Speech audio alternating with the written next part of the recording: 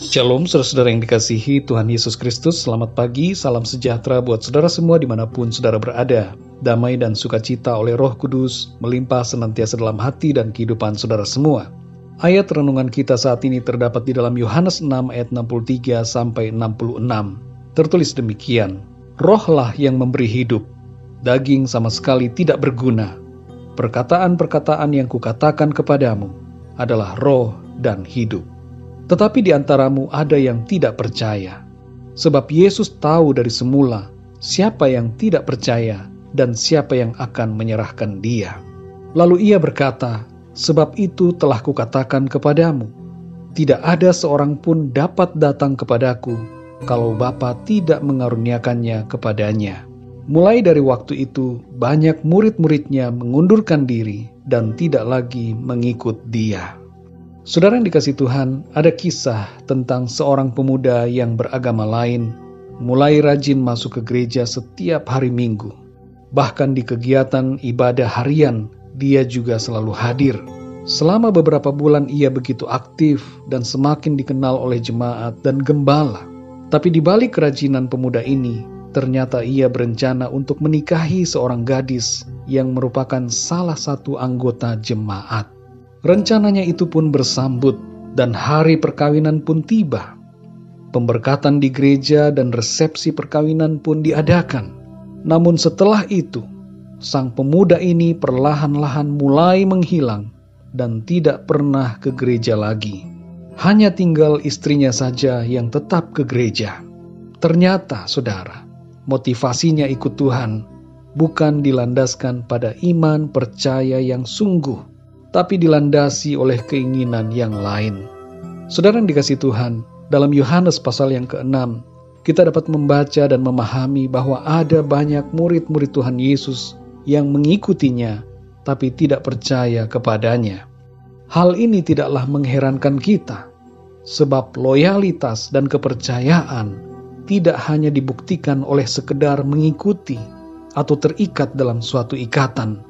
Contohnya, saudara, suami dan istri, bisa saja nampaknya pernikahannya terus berjalan, tapi belum tentu suami atau istri itu saling mencintai satu sama lain. Secara fisik nampaknya terkoneksi, tapi secara hati menjauh satu sama lain. Begitu pula dengan kita dan Tuhan. Kita mungkin rajin ke gereja, kita mengaku sebagai orang yang percaya kepada Kristus. Tapi bagaimana dengan hati kita? Mungkin hati kita menjauh dari Tuhan. Dalam Yohanes 6 ayat 64 tertulis, tetapi di antaramu ada yang tidak percaya. Sebab Yesus tahu dari semula siapa yang tidak percaya dan siapa yang akan menyerahkan dia. Dan di ayat 66 dikatakan bahwa banyak murid-muridnya yang mengundurkan diri dan tidak lagi mengikut dia. Perlu kita ketahui, saudara, bahwa murid-murid Tuhan Yesus bukan hanya 12 orang jumlahnya, tapi ada lebih daripada itu. Ada ayat-ayat yang tertulis yang bisa saudara baca untuk mengetahui berapa jumlah murid Tuhan Yesus. 12 orang murid adalah yang paling sering bersama dengan Tuhan. Tapi selain 12 orang ini, ada sejumlah orang lain yang juga menjadi murid-muridnya. Mari kita perhatikan, saudara, dengan baik-baik apa yang menyebabkan murid-murid itu mundur. Yang pertama adalah karena mereka tidak mau percaya kepada perkataan Tuhan Yesus. Tuhan Yesus berkata dalam ayat 38 bahwa ia telah turun dari sorga. Kemudian ia berulang kali mengatakan bahwa ia adalah roti yang telah turun dari sorga. Perkataan-perkataan Tuhan Yesus itu membuat iman sebagian murid-murid tergoncang. Mengapa, saudara? Karena mereka tidak percaya kepada Yesus sebagai Mesias dan Tuhan yang telah turun dari sorga. Yang kedua, saudara, karena mereka mengutamakan perkara kedagingan atau lahiriah dan pemikiran akal manusia.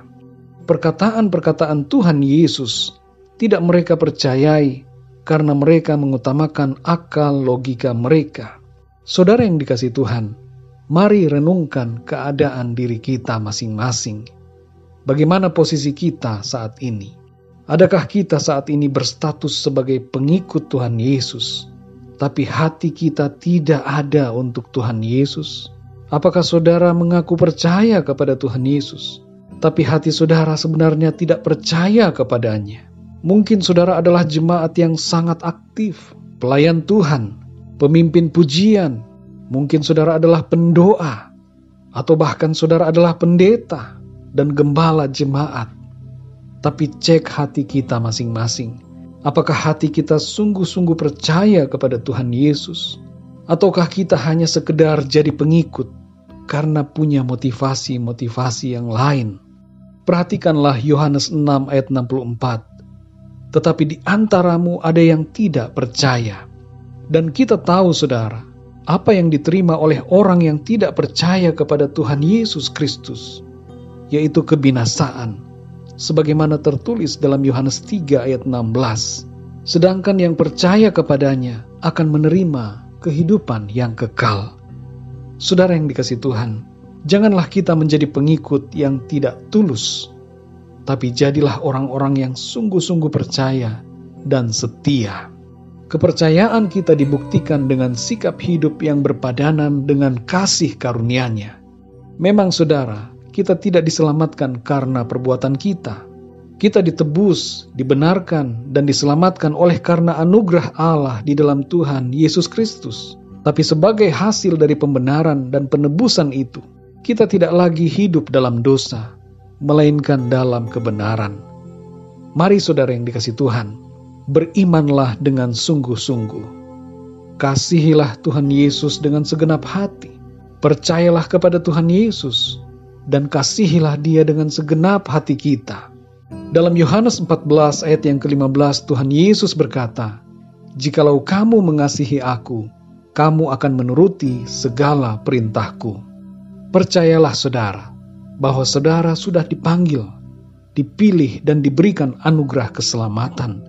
Oleh karena itu, teruslah hidup dalam kasih karunia Tuhan sampai akhir, sehingga kita menerima kehidupan yang kekal dan mahkota kemuliaan dari Tuhan. Mari kita berdoa saudara. Bapa kami di dalam surga, Bapa di dalam nama Tuhan Yesus Kristus, terima kasih kami mengucap syukur ya Tuhan, untuk anugerah-Mu, untuk kemurahan-Mu, kebaikan-kebaikan-Mu sampai saat ini bagi kami. Terima kasih Tuhan untuk hari yang baru. Dan terima kasih untuk kebenaran firman-Mu ya Tuhan, yang sudah kami dengar, yang mengajarkan kami untuk percaya sungguh-sungguh kepadamu. Bukan hanya sekedar ikut-ikutan, tapi sungguh-sungguh mengikut Engkau dari hati kami. Murnikanlah ya Tuhan setiap motivasi kami dalam mengikuti Engkau. Mungkin ada di antara kami yang selama ini mengikuti Tuhan karena motivasi-motivasi duniawi. Ampuni kami ya Tuhan, dan murnikanlah kami, supaya kami sungguh-sungguh dengan tulus mengasihi Engkau, dan percaya kepadamu. Engkau adalah Tuhan yang telah turun dari sorga. Engkau telah datang untuk menebus dan menyelamatkan kami manusia. Terima kasih Tuhan, kami bersyukur oleh karena kasih-Mu, dan oleh karena pilihan-Mu Tuhan atas kami. Kami mau meresponi kasih anugerah-Mu ya Bapa, dengan sungguh-sungguh percaya dan setia sampai akhir hidup kami di bumi ini. Terima kasih Tuhan, pimpinlah hidup kami di sepanjang hari ini, agar dalam segala aktivitas kami, apapun yang kami kerjakan, itu kami kerjakan dengan segenap hati untuk kemuliaan-Mu Tuhan. Terima kasih Tuhan. Di dalam nama Tuhan Yesus Kristus, kami berdoa dan mengucap syukur. Haleluya. Amin. Puji Tuhan, saudara yang dikasihi Tuhan, saya percaya firman Tuhan menjadi berkat dan kekuatan buat saudara semua. Dan Roh Kudus akan menolong saudara untuk lebih lagi memahami kebenaran firman Tuhan. Tuhan Yesus memberkati saudara semua. Sampai jumpa dalam renungan yang berikutnya. Haleluya.